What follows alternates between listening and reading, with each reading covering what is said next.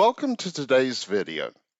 In today's video, we're going to talk about the role of money in the ministry. Many today believe that Christian ministry is just a grift to get people to give you their hard-earned money. In today's video, we're going to take a look at this controversial topic. Before I begin, many people misquote the Bible saying that the Bible says the money is the root of all evil. That's actually a misquotation of that verse.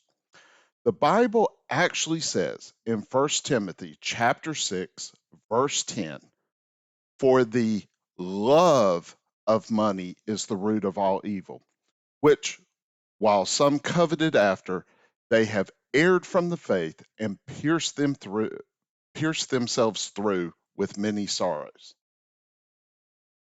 Before I dive into this topic, so one, I can be probably more real and honest with you because I'm not a pastor. I don't get paid by a church. I'm not a, uh, I go to church, but I have no financial benefit. Also, this channel is not monetized. And truthfully, my channel is still small enough. I'm not even capable of being monetized, even if I wanted to. So maybe this is the first time you've stumbled on my channel, and this is the first video you've ever watched of mine. Check out my channel's about page. And as of this production of this video, I currently have 118 long form videos, 156 YouTube shorts, for a total of around 274 videos on this channel. I tell you this so you know that this is not the first video I've made on this channel, and the focus of my channel is not to grow for the sake of money. The only thing I care about is getting information to you, the viewer. In fact, if this was my side gig, I have found the longest, most time-intensive way that there is to make money. If I was trying to make money, I would be better off getting a job driving for Uber or DoorDash, or just getting a second job flipping burgers. I'd probably spend less time on that job and make more money.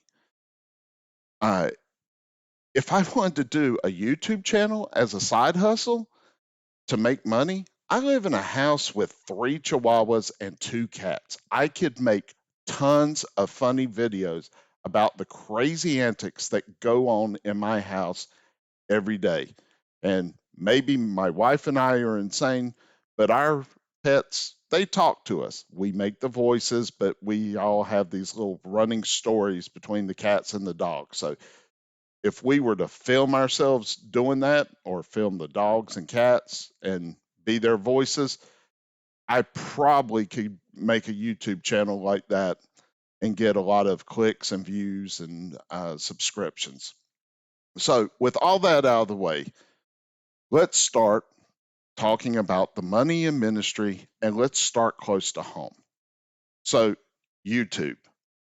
So the idea for this video came from a video I saw by a YouTuber by the name of Bruce Peters. That's his channel name. And his channel is focused on all the YouTubers that make videos on end time prophecy. Now, while Bruce Peters and I may disagree on biblical eschatology, I do share some of his concerns with people who are claiming to be ministering, but in reality, they may just be doing YouTube videos as a side hustle. I've done a video in the past talking about this issue. I am one of those people, just so you know, and if you've never watched my channel before, that I believe we are living in the last minutes of the last days. I'm one of those people who believe that the next thing on God's prophetic timeline is the pre-tribulation rapture of the church. In fact, one of the reasons I do this YouTube channel is to get as much of the gospel as widely distributed on a platform that more people will see than I could ever possibly individually in my own life do. However, there's a difference between people like me and an organized ministry. So if I'm doing this YouTube channel for the purposes of making money, I personally would feel like I would be guilty of fulfilling First Peter chapter or Second Peter chapter 2 verses 1 through 3. And this is what it says. But false prophets also arose among the people, just as there will be false teachers among you who will secretly bring in destructive heresies, even denying the master who bought them, bringing upon themselves swift destruction. And many will follow their sensuality, and because of them, the way of truth will be blasphemed. And in their greed, they will exploit you with false words. Their condemnation from long ago is not idle, and their distraction is not asleep. So, in Bruce's video, he talks about YouTube monetization. For those of you who, like me, don't do YouTube monetization, or you don't do a YouTube channel and you hear about all these guys like Mr. Beast making millions of dollars just doing YouTube videos, from my research, it looks like you make about 1.8 cents for every video where someone watches your video and the associated ads. So it can be safe to estimate, and there are actually calculators that you can go to online to calculate what your ad revenue would be from YouTube monetization. And I used one of those for this video, that for every 1,000 views that someone has and they watch a certain percentage of the ad, it would be, I believe, a fair estimate to say when you're looking at a YouTube channel and you see the number of views, for every 1,000 views, that person, if they're monetized, may be making $18 from the ad revenue. Now, let me put this disclaimer on here. I've even seen some ads, some videos on of mine where they've added ads and they'll play before my videos. Keep in mind, YouTube is a free to use service. Anytime something's free, you're the product. I'm the product and you're the product. I do not fault YouTube for putting ads on my videos. I do not gain from these ads on these videos. I can only imagine the server banks that Google has to maintain to keep YouTube running. The YouTube business model is Red Avenue pays for all of it. So it doesn't cost me anything to upload a video. It doesn't cost you to watch one of my videos, but it does cost YouTube to store and distribute the video. Then on top of that, to make sure people keep using YouTube, they share their ad revenue with content creators to incentivize them to continue uploading content. So I'm not bashing the YouTube model. But let's take a look at a few examples, and maybe this will start to make a little more sense. So let me get my screen on here. So this is a YouTube channel. Bruce Peters didn't feature it in his, but this is one that I've seen. So this YouTube channel is a guy that puts out tons of videos talking about the end times. He typically uploads about one video per day. He seems to get about 10,000 views on average on his videos. Sometimes he gets like Sometimes he gets 30, 40,000 views on certain things. Um, and he appears to put his focus on the quantity of the videos he puts out. But I really suspect the quality of his information that he's sharing in his videos. If you'll notice, this is the latest video when I was doing the research for this. So here in his video description, uh, to me, it looks like he is using excitement over biblical prophecy to make a quick buck. Because if you notice, there are 8 links here to give money to him directly. We're giving money through PayPal. We're doing it through Cash App. We're doing it through Venmo. We're doing it through GoFundMe.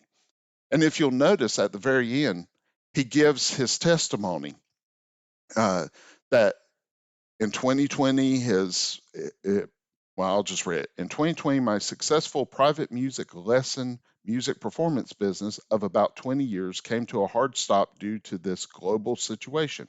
I fully believe this transition happened for God's glory to bring people to Christ and to encourage the body of Christ as we see the great day approaching. Now I treat this ministry as a full-time job for our Father's glory. Donation links above if interested in supporting, and please leave an email address to say thanks to you. Go Team Jesus.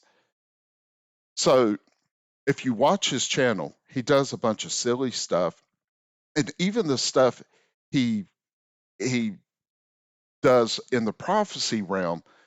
He's one of these guys that every everything he plays with in Stellarium and stuff, this is that God, the rapture's happening. He has like a character he's made up that wears a hockey helmet, so when they go up in the rapture, he won't hurt his head banging on the ceiling. You know, now if he wants to be an entertainment channel, that's fine. But as you see in his testimony, he's claimed this to be a ministry. Because of what happened about 4 years ago, he's not doing what he was doing before. So he decided to start a YouTube channel. And he does do a lot of music and stuff like that. And if he was just doing music, Christian music on here, maybe I would expect maybe some guy with his talent set, if he was doing a YouTube channel where he was teaching you how to play certain instruments or doing his lesson online, that would be one thing. But why did he choose to go into the Bible prophecy realm? And if you look at some of his videos, they are just so surface level. The difference between this channel is, and what I just talked about with the YouTube monetization and all that stuff, is he is directly soliciting for you to donate money to him individually. In fact, yeah, maybe it's because I'm cheap, but I have never donated to YouTube content creators in my personal life through organizations such as Patreon, or even using some of these features that YouTube has released uh, to boost your monetization, like super chat, super stickers. I watch these live streams sometimes and I see these people, they'll chat something and I'll see things like $20 from this person. And when they do that, the on air host reads what they wrote. Now, I don't do a lot of live streams, but to me, I don't know. Maybe I'm cheap, uh, but I don't understand why someone would just hand over money to listen to me talk.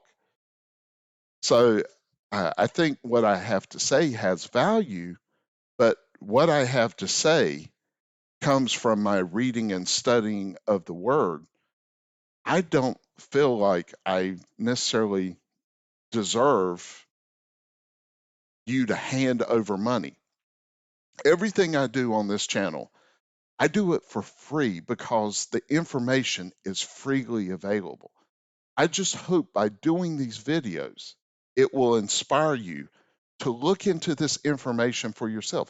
Even if you disagree with what whatever topic I'm teaching on, if I get you to look at your Bible and study a topic for yourself, even if you totally disagree with me, this channel has been a success.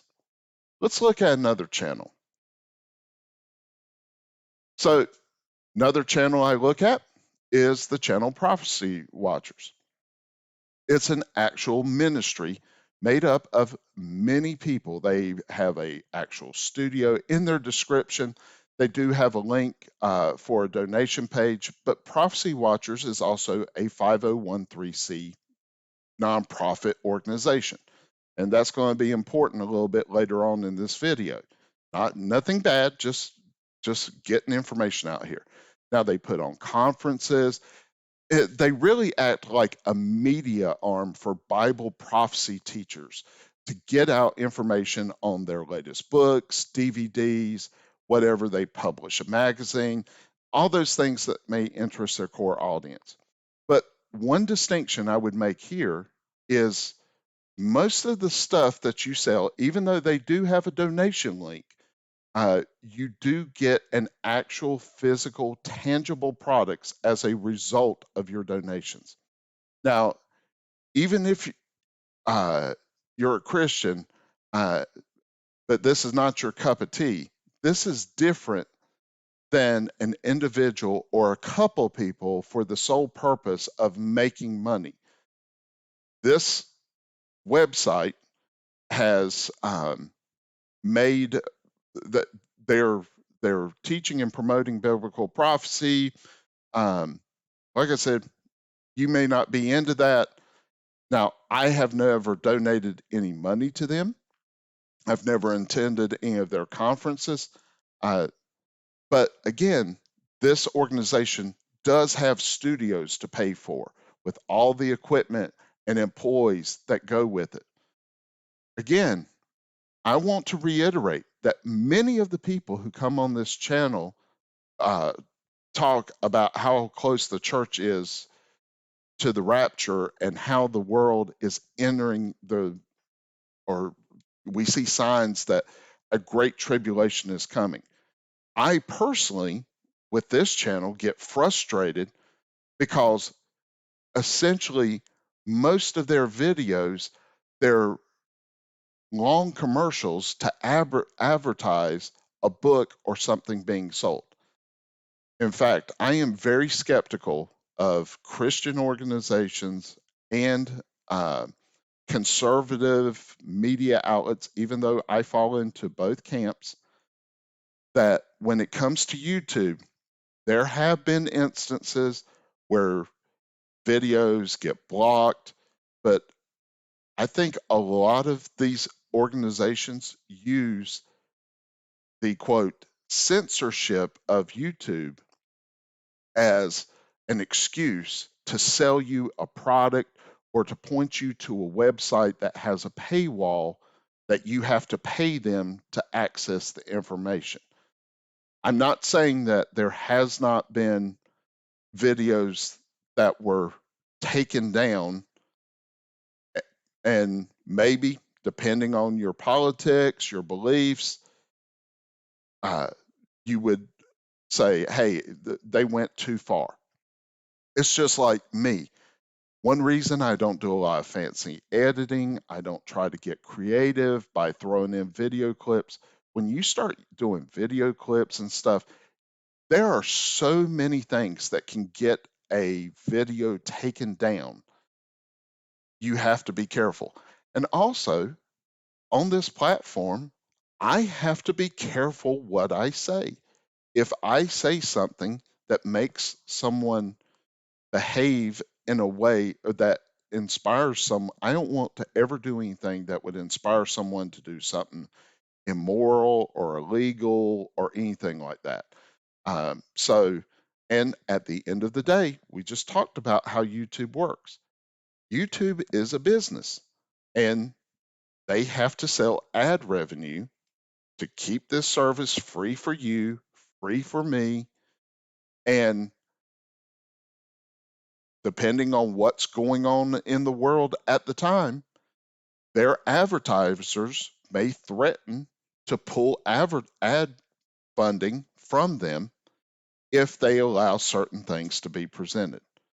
So to me, that's a challenge to make sure I get the information out there, but I do it in an ethical and right way. Other folks will use this issue as a way to say, hey, go to this website where you have to pay to see what you really want to see. So, anyway, so far, I have picked on my own camp, so to speak. Now, to be fair, let's look at a couple of channels that are not anything close to what I do on this channel. So, let's look at this channel, Mindshift. So, I did a video series on the scriptural summary of heaven. And I saw this video pop up on my channel in my suggested feed. And this guy did a video about the 7 problems with heaven and had a thumbnail that said, heaven is actually terrible. And not in this video, but I've got something, he said something towards the end of that I'm going to actually probably make another video. But if you notice, this guy, his hashtags are atheism, atheist, religion. If you look on his channel, it'll say he's, an ex-fundamentalist and all that good stuff. He is supposedly detransitioning from the Christian, or sorry, deconverting is the word he uses. But if you notice, he takes subscriptions through Patreon. So it's not just us Christians that make money off YouTube. Now, obviously, this is just to give you a taste, but I don't see any indication in his videos that this is a team of people. This is just one guy like me. Maybe he's got some help, or he looks like he may have spent more money on his camera, his microphone setup. He's not using a headset like me. So maybe he invested a little bit more money, but it appears to be pretty much a one-man show. Now, maybe he has people helping him with editing, but no more than a handful of folks. So I decided to take a closer look at his Patreon. Never really been to Patreon until I was researching this video.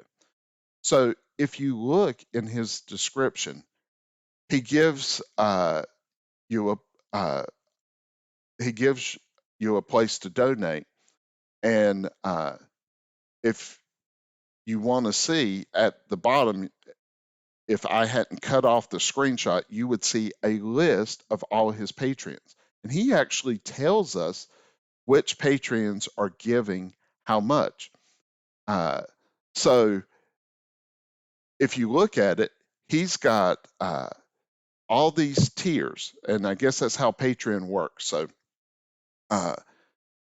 he has the skeptic tier, the free thinker tier, the secular socialist tier, the atheist advocate, the iconoclast tier. And I went through all the names that he just listed off Patreon alone. This guy is probably making, or based on the ones that we know, this guy is making $650 a month. And then if I go off his channel size and he's taking advantage of YouTube monetization, he's probably getting $338 a month for each video that he's putting out because of the views he gets. So I went through this. If you look at, like, just so you know, the way these tiers work, he had, and I'll have a link to all this in the description for this video that you can go and see what Patreon is if you've never been to it. But like the iconoclast tier, that's people giving him $100 a month. The atheist advocate tier, he has two people that just give him $100 a month. Atheist advocate tier is $50 a month. The secular scholar tier is $25 a month, and he has 8 people subscribing to that. The free thinker tier is $10 a month, and he has 10 people doing that. The skeptic tier is $5 a month, and he has 20 people doing that. And then the lowest tier he has is the rationalist tier. It's $3 a month, and he doesn't say a number. He's got a bunch of asterisks. So I'm thinking that's his way of saying he has a lot of rationalist tier folks. Now, I'm one of these guys. I have some of the streaming services, but I actually don't like that. If you want Netflix, you got to pay this. Amazon Prime, you pay this.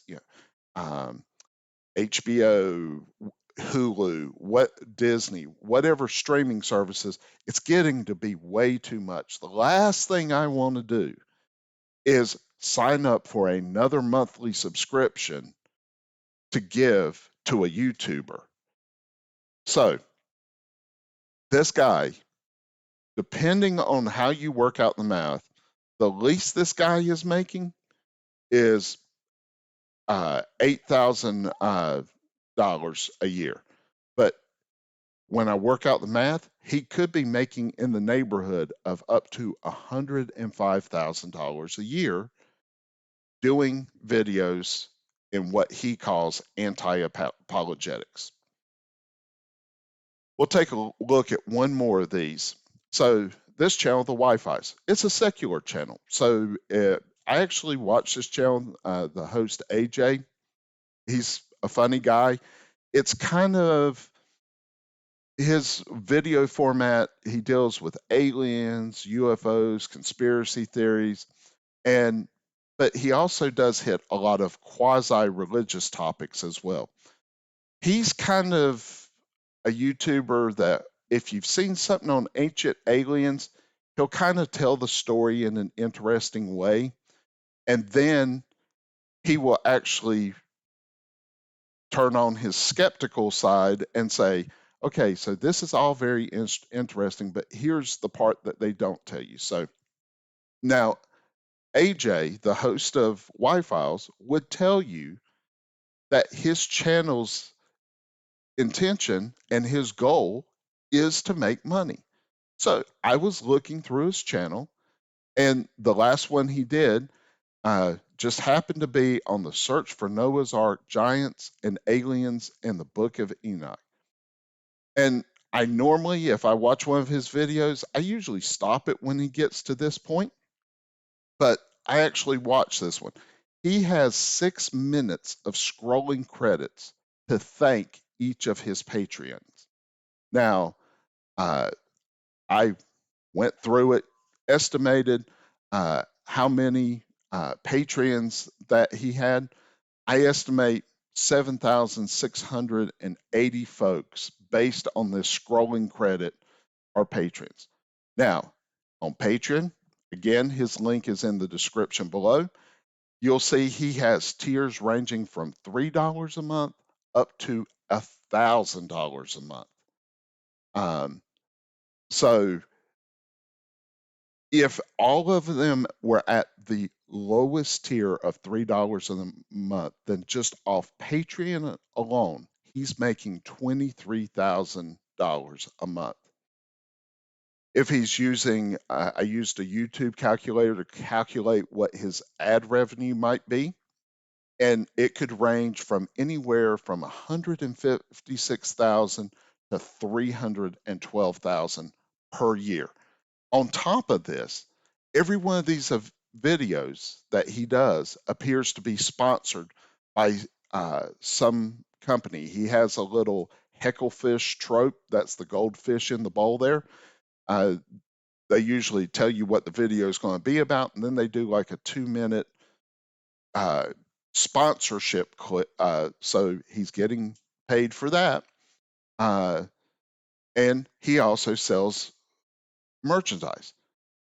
Again, it's obvious from the production value. You see it on this first slide. You've got some executive producers that there are people working behind the scenes to make this channel possible. So this really is a small production company, a small business, if you will.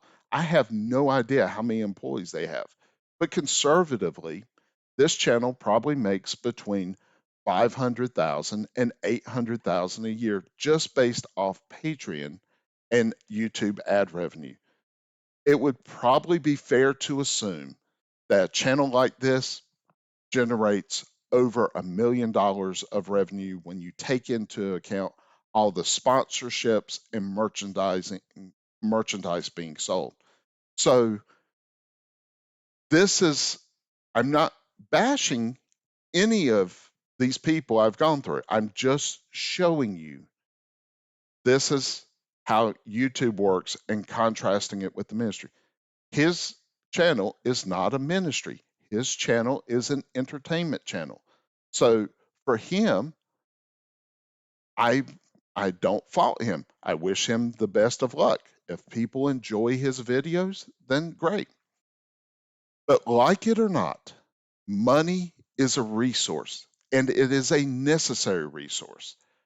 As far back as the Old Testament, God was instructing through his prophet Moses for the children of Israel to donate their jewelry and money while they were in the wilderness, fleeing from Egypt for use in building the tabernacle. Then, after the children of Israel were in the promised land, all the offerings they had to give to from money, sheep, goats. Today we don't have sheep and goats, so we give money to the church.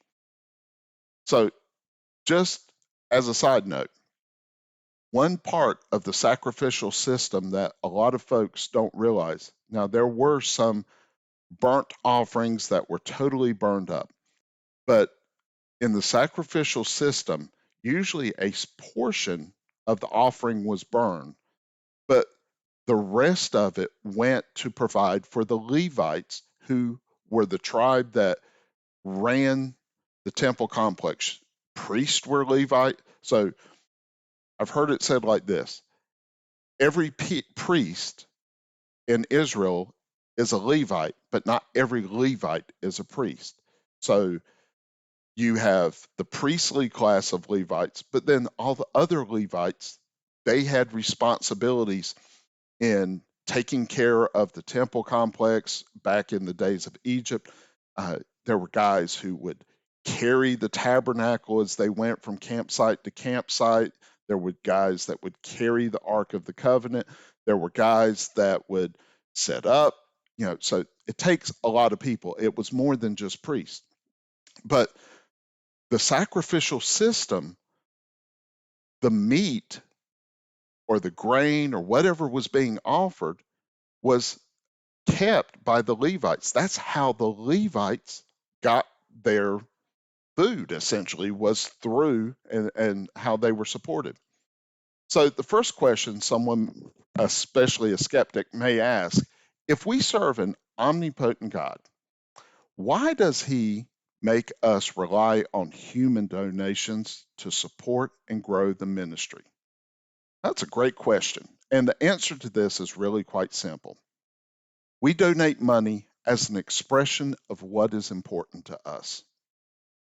In Matthew chapter 6, verse 21, Jesus says, "For where your treasure is, there your heart will be also." Other than our very lives themselves, if you really want to know what's most important to a person? Look at what they spend their money on. If you love fishing, I am sure you have made many of a donation to Bass Pro Shops. Or if you are a sports fan, how much money do you spend on tickets to go to games or subscriptions to channels to catch all your games or the merchandise for your favorite team? I believe God uses the mechanism of giving money to the church as a way for us to exercise our saving faith in Him. The concept of tithing or giving 10% of your income really is an Old Testament commandment. And if you're wondering where that 10% number comes from, you can find it in Leviticus chapter 27, verse 30. But it's also taught when Abraham gave Melchizedek 10% of all the spoils of his wars with Sodom. Also, the word tithe itself in Hebrew means a tenth. For the New Testament Christian, we are supposed to give as the Lord has blessed us. In 1 Corinthians chapter 16, verse 2, the Bible tells us on the first day of every week, each of you is to put something aside and store it up as he may prosper. So there will be no collecting when I come.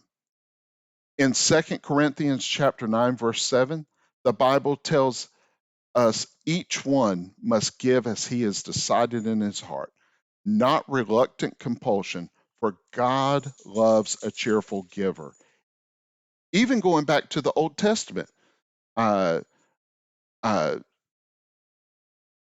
uh, we're told that every man should give as they're able, according to the blessing uh, that the Lord has given you.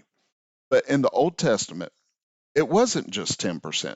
Just so you know, there were actual multiple tithes that were to be given under the Jewish law, which, if you total it all up, would probably be about 23.3% of your income. But remember, the Jewish law, the Torah, all the things that it specified uh, were Israel was supposed to be a theocracy. So the law was also the civil law. It was religious and civil law. So some of these additional tithes were essentially their taxes. So that's why in the New Testament era, we kind of use the 10% as a guideline.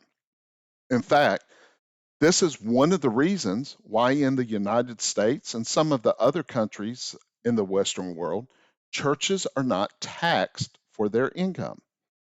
See, our founders were expecting the church to do many of the things that government does today. For example, 100 years ago, there was no welfare. The church looked after people in society.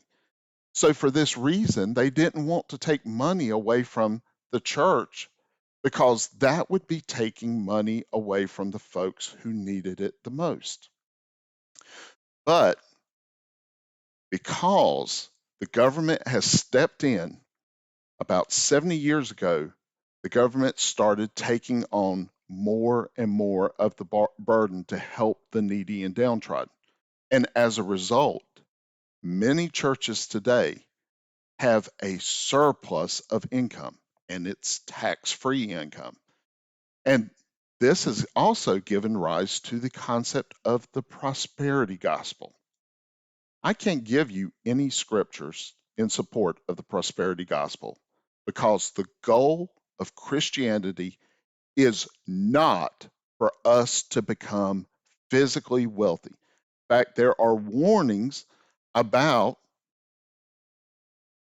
there are warnings to those who have great wealth. There's a whole lot more temptation that you're going to face if you're wealthy than if you're poor. The whole point of Christianity is to redeem our lost and condemned souls. Sure, We can go through the Bible and we can find examples where the Lord has blessed, but those types of blessings are not what the Christian focus should be.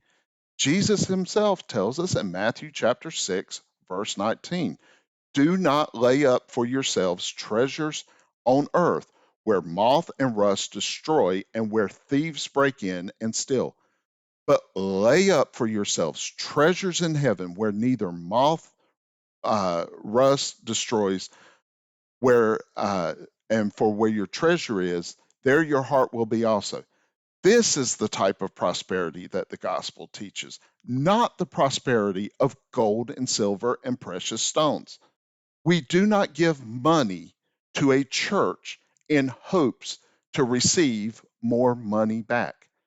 Donations to a church are not an investment in the typical sense. You are making an investment in spreading the gospel in the hopes of gaining souls, or the laying up treasures in heaven part of the investment. But a donation to a church is not an investment that's going to reap a financial return. Any pastor who tells you so, run. Run quickly away from that church, because you should not give money to a church thinking that if you give money, it's going to solve all your problems. The Bible tells us that there's none righteous, no, not one. So, as a consequence, we have always struggled with corruption, even in our religious institutions. The prosperity gospel is just the latest iteration of this type of corruption. In centuries past, we had the Catholic Church selling indulgences so that you would feel good about your sin. But today, the church as a whole has become like the church described in the book of Revelation, chapter 3, verses 14 through 22. In this part of Revelation, we see letters to 7 literal churches in an area of Asia Minor, which is today modern day Turkey. And we see the church of Laodicea gets to the point where in verse 17 of Revelation chapter 3, Jesus says to them, you say, I am rich, I have prospered, and I need nothing, not realizing that you are wretched, pitiable, poor, blind, and naked. Sadly, especially in America, this is the state of many churches today. It crosses denominational lines. The church as a whole, maybe not your specific church, but as a whole, um, they think they're rich. We don't have anything. We have these huge um, facilities. We've got these high production values. Recently, my wife and I were watching a documentary made on Hillsong about all the corruption within that organization. And one of the things that the point got made, and let me be fair, not sticking up for Hillsong, but I'm sure the people who did this documentary, they probably don't like church anyway, but they made the point that they were running Hillsong, or it is being run. It's like a global business. Church is not a business, it is ministry. And this is something that, with over 30 years of being involved as um, in, in a volunteer capacity at churches, uh, that has bugged me, where there's this desire to market God. Our job is not to market God. Our job is to present the information, and then the Holy Spirit moves upon people. Just like you may be watching this video right now, if you've gotten this far and you're like, this guy is an idiot, or this guy doesn't know what he's talking about. But what the Holy Spirit may use these words down the road at some point to impact what you impact you in some way. So this, and then in that documentary, they started talking about how much money these pastors made. So let's talk about the compensation of ministers. One thing Bruce Peters did in his video that honestly, I'm being 100% transparent, really didn't know existed, was when he was going over the ministries. He talked about, he went over these IRS 990 forms. If you don't know, all nonprofit organizations still have to report to the IRS the money that they take in. Now, churches have a special exemption, and I'm kind of glad that they don't do this. You can't do this for churches because there are special exemptions. So you won't find a 990 form because the 990 forms are for nonprofit organizations or nonprofit businesses, not a church. So there is a special exemption. But you can do it for nonprofit ministries that acknowledge that they are a business or other charities. So for churches, you might not be able to go on a website, but if you are attending a local church and you're a member, your church should be having business meetings at some type of regular interval. Most people, even in my church, if the pastor announces that Sunday night we're having our quarterly business meeting, church attendance will be lower on the list. So if you are a member of a church, you owe it to go, and you will learn a lot of this information. You'll have an idea what your pastor makes. For the larger, more mega churches, because they run more like businesses than churches, you might be able to find their income statements on their website. So if you want to do this on your own, you can look into it.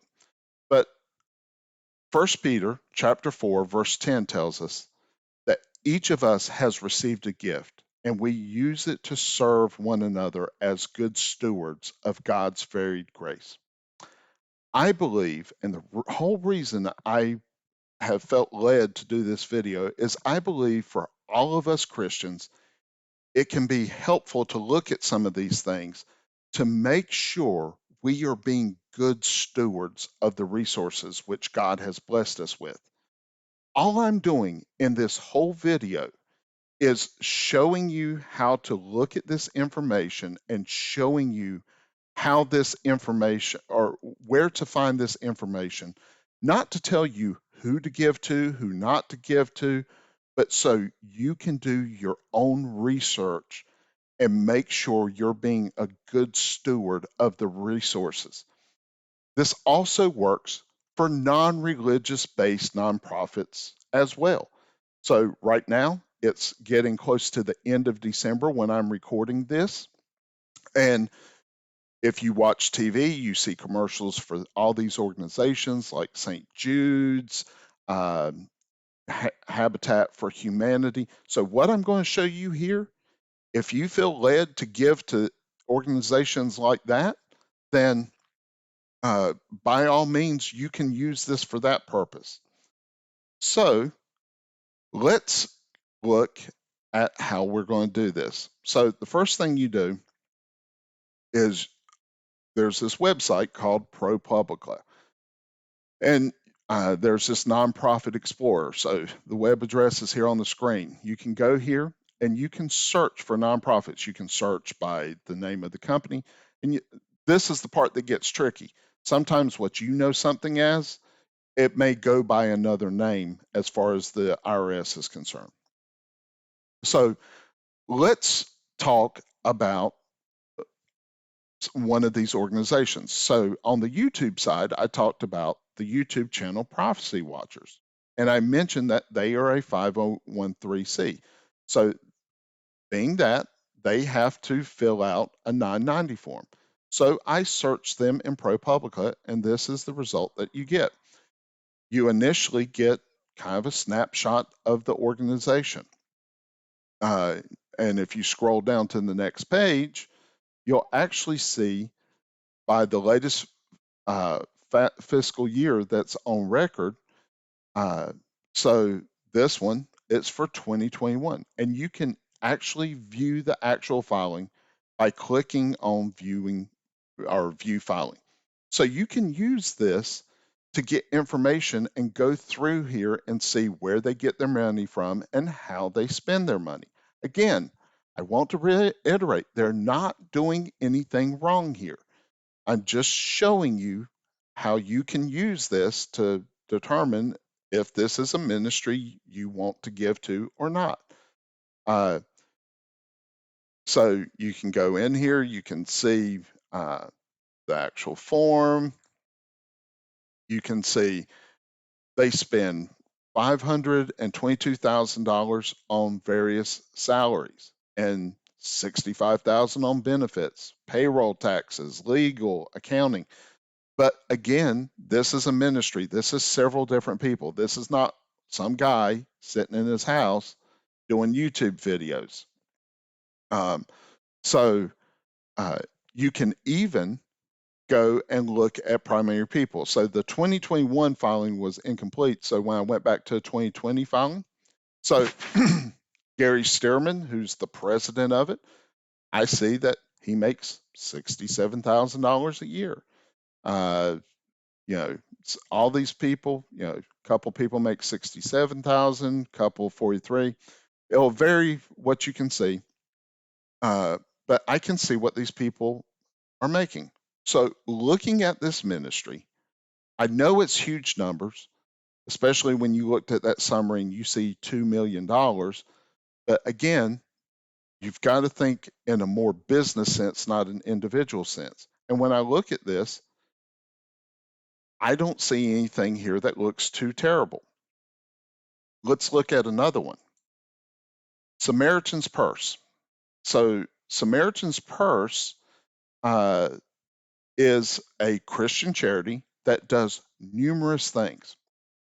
This time of year, the end of December, they're most recognized for their Operation Christmas Child, and it's where they solicit shoe boxes full of gifts to give to children in a third world impoverished nations. Now, you can actually see when you go through this, you can see how much they're getting. So this was, what year was this? 2020. I think this is 2022. So in 2022, you can see that they took in through all their various arms or you can see they took in uh, almost $1.3 billion in revenue. But you can see where they're paying out money. You can even, when you go through these forms and the level of detail changes, but you can see Operation Christmas Child, the expenses of that was $365 million. They did something in Ukraine. It's $148 million they spent. And they also do other things. They'll do local things. So, like the very last one on this screen, you'll see like 286 million. They spent, it's helping various regions that have had disasters and stuff. So Samaritan's Purse, it's essentially like kind of like a Red Cross. But as I went through this, here's a place where I have questions. If you'll notice in the salaries, Franklin Graham, the president, CEO of, and the son of Billy Graham, he made $767,911 with over $64,000 in expenses for 2022. This is a huge compensation package. I even went back and looked through the previous 3 years that I could find on this website to see if this was some kind of bonus, uh, but this is pretty standard. I even went back and before Samaritan's Purse went to the Billy Graham Evangelical Association, and there's some high salaries there. Uh, Now, my wife and I have discussed this, and I'm sure Franklin Graham does a lot. He does a lot of work. And I'm not saying Franklin Graham has done anything wrong at all. But to me, this seems like a lot of money. This shirt I'm wearing came from Walmart. I don't buy designer clothes. Now, Franklin Graham, he goes in different circles. I'm sure he buys nice clothes and stuff, but as that Hillsong documentary, you know, there's buying nice clothes. Maybe he doesn't shop at Walmart. Maybe he shops at Macy's or um, some other, higher end store. But then there's the buying the super designer stuff uh, like that Hillsong thing. They talked about a Louis Vuitton hoodie, and it looked horrible actually. They were talking about this one pastor of Hillsong, New York City. He's wearing this hoodie, and how many thousands? I want to say, don't quote me on this. I want to say they said it was like a $10,000 hoodie. Why does anybody need a $10,000 hoodie? I mean, if you're Kim Kardashian or somebody like that and you've got money and fashion is your thing, okay, maybe you need a $10,000 piece of clothing. Not saying Franklin Graham has done that. He may be buying his suits at Joseph A. Bank. I don't know. But this seems like a lot of money for a person to make at a charity. And I know there are many other business people who make far more money than this. And what a person makes partially should be determined by their success. Look, I'm conservative, which means I'm a capitalist. So uh, I do not fault someone for making a lot of money. I don't care if you're a Christian. If you're a Christian and uh, you invent some widget that sells like hotcakes, and you become the next Elon Musk, Bill Gates, Steve Jobs, whatever. Excellent. You come up with something and you become a multi-billionaire. There's nothing wrong with that. Uh, but for a charity, and this is what my wife have talked about, because I understand, like, if if it's my money, I should be able to spend my money the way I want, right? But in fact, there was one story a few years ago I read where this pastor caught a lot of heat because he bought his wife a Lamborghini SUV. I didn't know Lamborghinis made SUV. I thought they made sports cars, but he bought his wife a Lamborghini SUV. And his justification is, I did nothing wrong. I didn't embezzle this money. This is from my book sales and all that stuff. So if it's from book sales, then fine. Uh, but when it comes to charities, you're asking people to give you money. And then for you to run the charity, you take this as your salary. Personally, I think it's a little excessive. But not just Franklin Graham. Look at some of the other folks on here, like the VP of Operations for Operation Christmas Child. I'm assuming that's what VP Op Christ is. James Harrelson made $330,000 with 5,000 or $50,000 of expenses. So I'm not sure where all these people live, and maybe they live in some very expensive parts of the country. But the headquarters of Samaritan's Purse is in Boone, North Carolina. I'm from North Carolina. Now, I'm from Eastern North Carolina, but I also grew up in southwestern Virginia. which is close to Boone. Boone is in the western mountainous regions of North Carolina.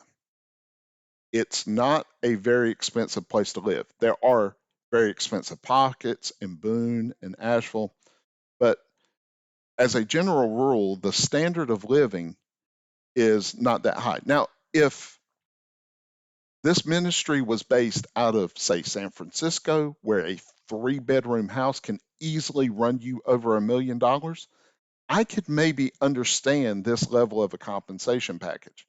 But again, let me reiterate, this is an organization whose revenue comes from people like me donating money. For example, this year, I gave our youth pastor some money to pay for the shoe boxes, because when you do Operation Christmas Child, you have to pay, I believe, $10 per box to cover the shipping and all that stuff.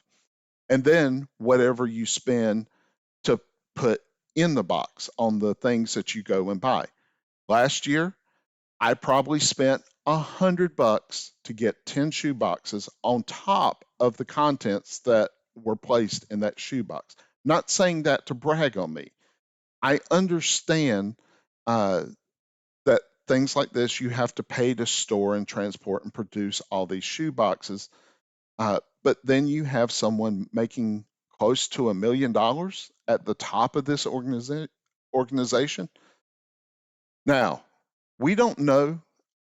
I don't know. Franklin Graham may be giving out his compensation out of his compensation. He may be putting 70% of this back into the organization.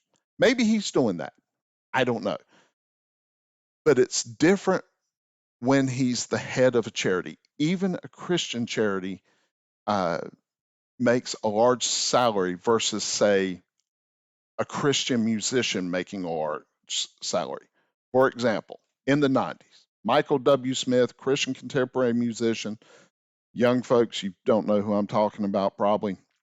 He actually kind of crossed over into popular music, top 40 music, but he was a Christian musician, and he may have made millions of dollars with some of his songs, but it was entertainment, uh, and it wasn't a charity that people were just giving to. Just like if you're buying Taylor Swift CDs or going to a Taylor Swift concert, she's selling her music. It's totally different because you're selling a product, and people are choosing and voluntarily paying that for that product to give you money uh, to receive a product. But a charity, people are giving you money so that you may help other people, not help yourself. Again, I want to say this. I've said this like 15 times. Don't misunderstand me. I am not suggesting anything appropriate is being done here, but I do believe it's a legitimate question to ask. And so you know, I will probably give to Operation Christmas Child next year. Also, uh, because I believe it is a valuable ministry. But I do see from my research in this video that the Samaritan's Purse organization might want to take a look or explain why these things look this way. Because I give it Operation Christmas Child, some of their expense items, if I were to go through it, they could probably save money on all the mail they send me, because I get like 1 or 2 things from Samaritan's Purse a month asking me to give money to this or that or the other thing. So maybe get with the times and, send me emails. I know you have my email. Send me emails, you know, save on the postage. Now, I've picked on the Christians here, but I want to be very, very clear here. This is not unique to Christian nonprofit charities. If you go to ProPublica, do this. Type in all kinds of charities and look them up for yourself. But just for a couple of examples, American Red Cross, the CEO and the president made $819,000 last year for their salary. If you look at something like the American Civil Liberties Union, you will see that there are many organizations by state, but the top one in New York, the American Civil Liberties Union Foundation, Anthony D. Romero, the executive director and CEO, made $695,000 this year and had $244,000 of expenses for 2023. So this is not just something Christian organizations struggle with, but all charitable organizations. My point in going through all this was not to bore you to death, but to give you the tools so you can be a good steward of the resources God has given to you. If you'll recall, we started this video with a quotation from 1 Timothy chapter 6, where we talked about it's the love of money that's the root of all evil, not money in and of itself.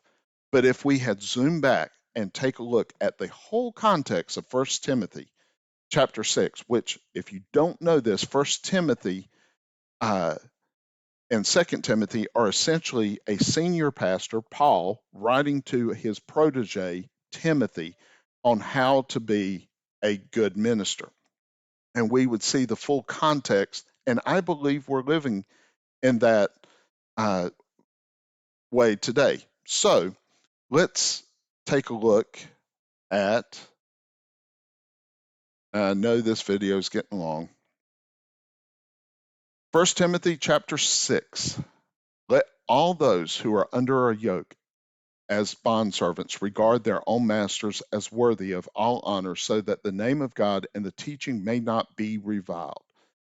Those who have believing masters must not be disrespectful on the ground that they are brothers, rather that they must serve all the better, since those who benefit by their good service are believers and beloved. Teach and urge these things. If anyone teaches a different doctrine and does not agree with sound words of our Lord Jesus Christ and the teaching that accords with godliness, he is puffed up with conceit and understands nothing. He has an unhealthy craving for controversy and for quarrels about words, which produce envy, dissension, slander, evil suspicions, and constant friction among people who are depraved in mind, deprived of the truth, imagining that godliness is a means of gain. But godliness with contentment is great gain. For we brought nothing into the world, and we cannot take anything out of the world. But if we have food and clothing, with these we will be content. But for those who desire to be rich fall into temptation, into a snare, into many senseless and harmful desires that plunge people into ruin and destruction. For the love of money is the root of all kinds of evil. It is through this craving that some have wandered away from the faith and pierced themselves with many pangs. And I'm going to pause from there because we're getting kind of long.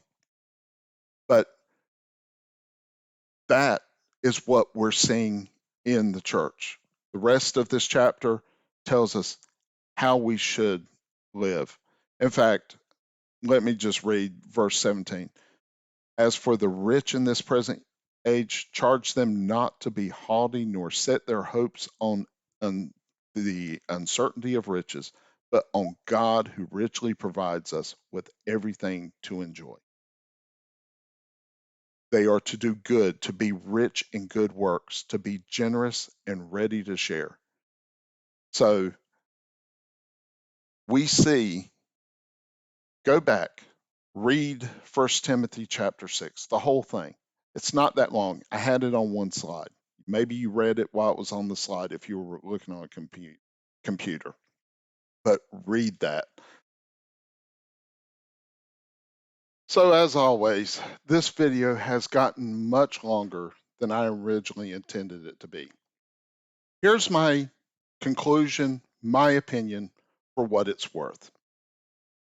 For YouTube creators who spend the time and energy to put out videos, I personally have no problem with a YouTube content creator, even a Christian one, that has put in the time and energy and has gathered a subscription base and enough people viewing their videos that they qualify for monetization to accept the YouTube monetization.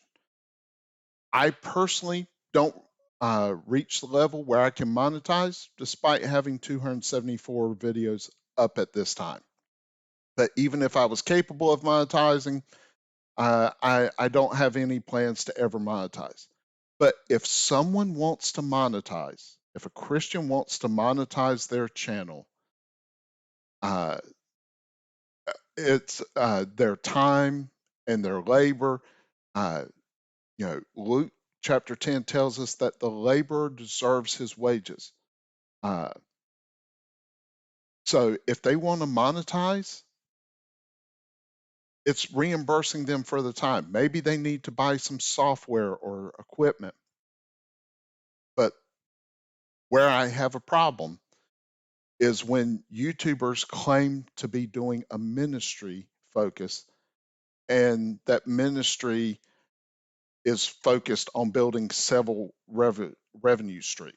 So again, the YouTuber is using YouTube ad revenue to help them pay for equipment, software, even reimburse their time. Uh, they've invested in creating their videos. I see nothing wrong with that. This video, as of the timestamp right now, I've been going for 1 hour and 11 minutes. I know that's a long video, but the research and everything I've done behind the scenes to create this video up to this point, I've probably spent 15 to 20 hours behind the scenes to create this video. And I do my videos in one take. I don't do the back end stuff of doing all the editing. That's why my videos aren't as flashy as some. But if at the end of the day, if the purpose of their videos is to convince people just to give them money, that's when it becomes a problem. So you have to ask yourself, what is that content creator's motivation for doing the YouTube channel? If it's to teach Christians or reach the lost, or is it to make money? When it comes to giving to the church, first, I think this whole megachurch concept has gotten so popular in recent years, it needs to die. It needs to be abolished. I've gone to some of these big megachurches, and while they have tons of resources and can make for a very comfortable and entertainment worship experience, they are fraught with all kinds of issues. I'm going to give you a personal example. One church I went to, it was it would have classified as a megachurch, had multiple campuses in the metropolitan area I lived in. The membership of this church was larger than many of the towns I grew up in. I think the membership at the time was like 60,000 members. Now, that's not 60,000 people attending every Sunday, but their membership roll was like 60,000 people. In fact, when I joined my church where I live now, we sent a letter and stuff, but I still get mail from that church. So maybe I'm in that 60,000. But they hold 3 services on Sundays. They have an auditorium that has a capacity of like 6,000, and it's pretty full on the 2 morning services. The evening services, not so, maybe about 25% capacity on Sunday night, or yeah, Sunday nights. But it was a large church. And they went through this 2 to 3 year process, I can't remember, where they wanted to raise $75 million on top of their normal offering to give away to other ministries and needy individuals. It was during this time that one of the guys who was the missions pastor for the church and also the teacher of the Sunday school class or life Bible study that I attended, over the course of 3 years, embezzled $800,000, and he's currently sitting in federal prison for that embezzlement.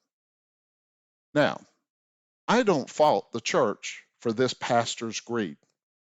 However, what I do fault the church for is how could they go 3 years before they noticed $800,000 of money disappearing off their balance sheets? I've mentioned on this channel before, I used to travel a lot for work, which means I do a lot of expense reports. If I stop at McDonald's and I don't get a receipt, me personally, just cause it's a pain there is a process for it, but if I lose the receipt to eating at a McDonald's in an airport, I don't even bother expensing that because I have to provide a receipt for every single item I expense. This guy was making up names of ministries and giving this money away. So they begged people. They did this big push. They brought like a ladder on stage, and they had like these levels of giving. They had like tithing in the middle, and then they had like two other levels to go above giving, uh, so that they could raise all this additional money to give to other donations. But I didn't leave the church in anger. But you know what I did start doing? Start giving my tithes to my much smaller home church in North Carolina, where my piddly little biweekly donation would have much more impact and be much more needed, obviously, than in this church. The money he embezzled, it, that's probably more money than what my tithe for my entire life has been to the church. So they can go 3 years before they catch on to losing $800,000. And then I ended up moving from where I was living, and I now currently go to a moderately sized church, big enough to carry out many of the ministries that people want and expect, but still small enough that the pastor actually knows who I am. In fact, another thing with the megachurch, you get caught up in all the flashy lights, the smoke shows, all that good stuff. That looks all cool. When I was traveling a lot, and another reason I gave money to that church in North Carolina, my instructions to my wife were that if something had happened on one of these business trips and I died, to get my old pastor from North Carolina, pay whatever you have to get him here to preach my funeral. Because at a big mega church, if I were to die, or if my wife were to die, we'd go to church and, oh, we had a death in the family. I would have to get interviewed by a person who doesn't know me so that they could preach my wife's funeral, or they could preach my funeral if they're talking to my wife. I don't want to go to a church like that. I want to go to a church where the pastor knows who I am, who, if I have a problem, I can just ask a pastor. I don't have to go to the church's counseling center and make an appointment. I may sometimes, even in the church I go to, have to make an appointment because the pastor does have other stuff to do. But the pastor where I go knows who I am. I believe church was meant to be small. In Hebrews, tells us not to forsake the fellowshipping of one another. There is not a lot of fellowship that goes on in a megachurch.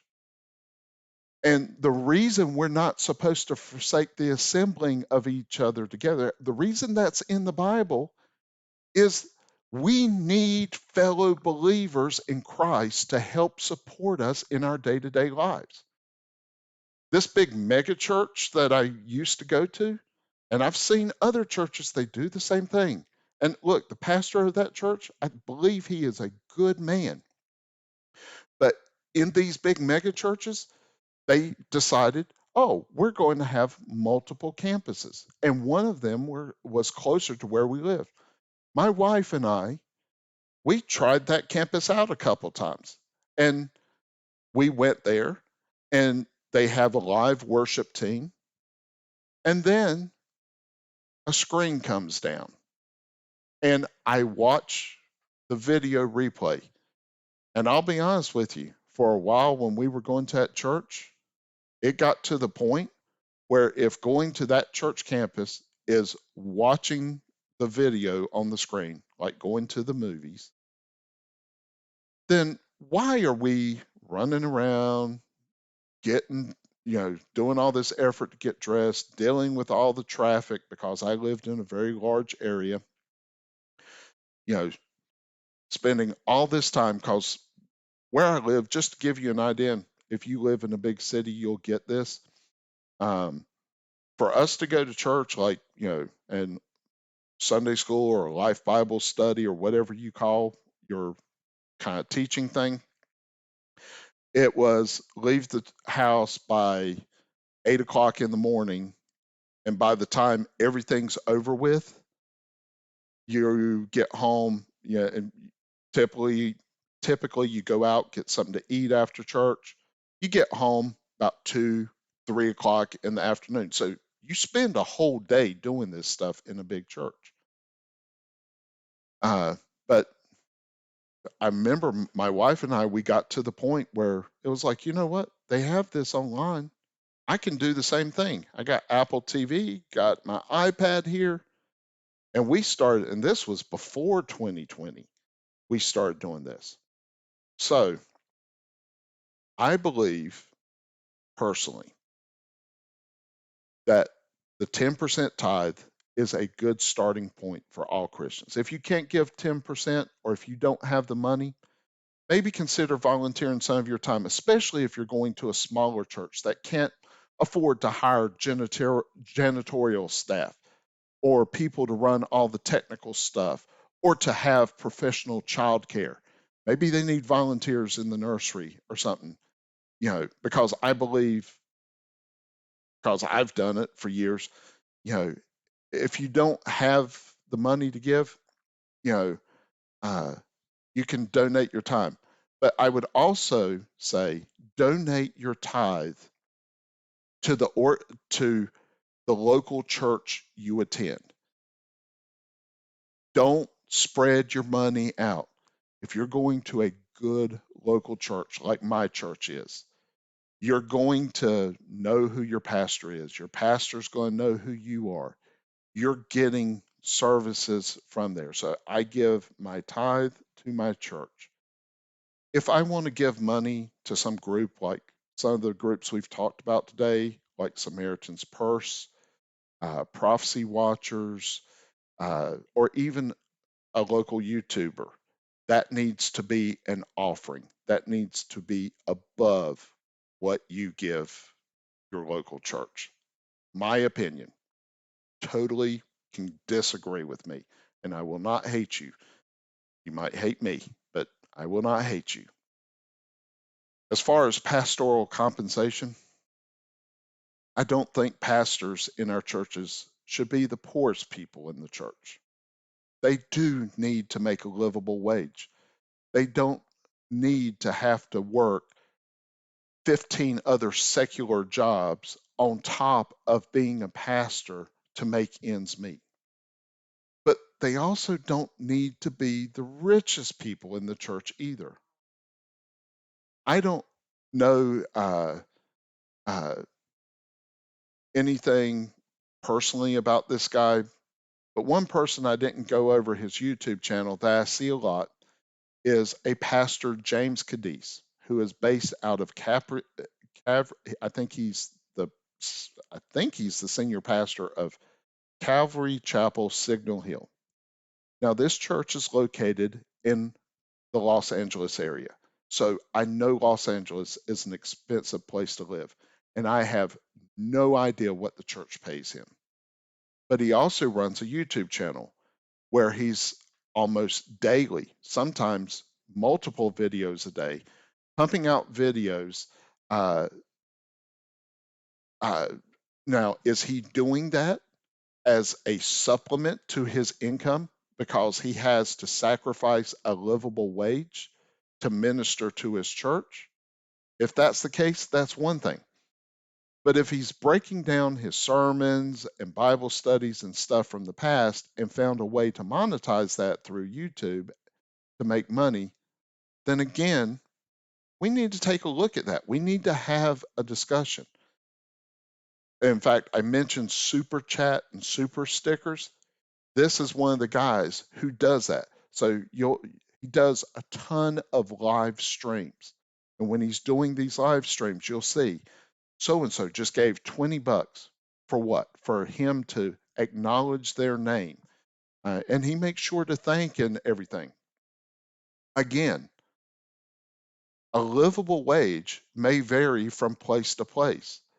Uh, you know, $200,000 that a pastor makes in, say, San Francisco might be equivalent to $60,000 a year that someone who lives in Topeka, Kansas makes.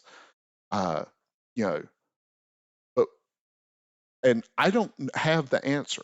I don't know what a fair number to put. That's for each church to decide.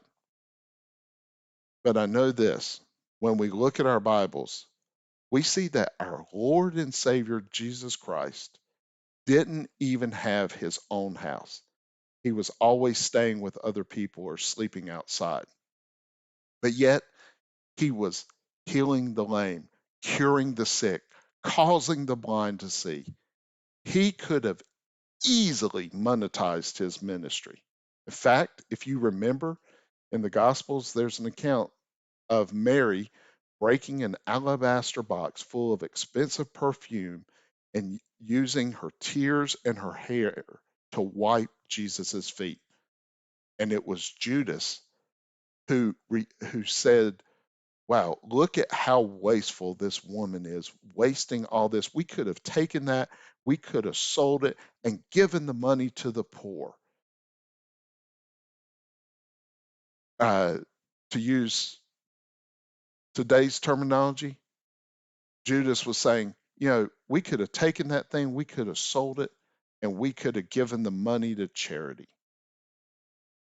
We see all the apostles. They did so much work in starting the early church. And uh, most of them, they were executed.